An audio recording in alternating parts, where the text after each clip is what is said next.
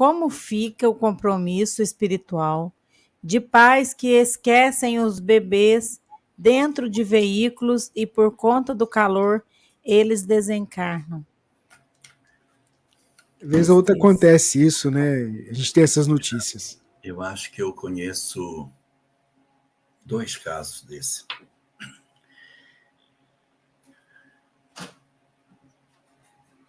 A dor que eles têm já é tão grande que é desnecessário qualquer tipo de outra análise do ponto de vista espiritual.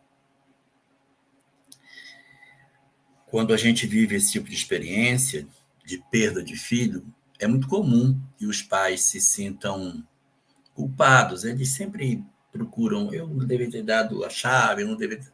Sempre os pais se procuram colocar como os responsáveis. Mas nem sempre são, nem sempre são. Mas num caso como esse, em que, de certa maneira, se pode dizer que a pessoa é a responsável, é muito mais difícil para a pessoa digerir essa ocorrência, para ela poder se tratar de tudo isso. Mas ela precisa, porque a leitura da doutrina espírita é que a pessoa foi o instrumento da lei. Não houve intencionalidade. Você quis deixar o seu filho ali, você não quis, você simplesmente por uma questão de falta de hábito.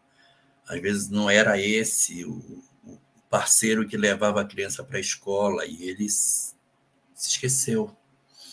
Então, da nossa parte, da parte da doutrina espírita, nenhuma fala de culpa. Nada. Só o silêncio, o colo, o aconchego e a compreensão de que a vida continua.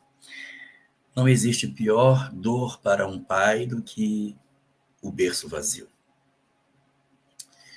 Então, se de repente você tem essa experiência, da parte da doutrina espírita, nenhuma crítica, porque o espírito já está com as reflexões que poderia fazer. O que a gente tem é notícias de consolo. Não houve intencionalidade. Não guarde o sentimento de como se você fosse o culpado pelo que aconteceu. Se você não tinha a intenção de se fazer, então é porque, de certa forma, você foi usado como instrumento, um amargo instrumento.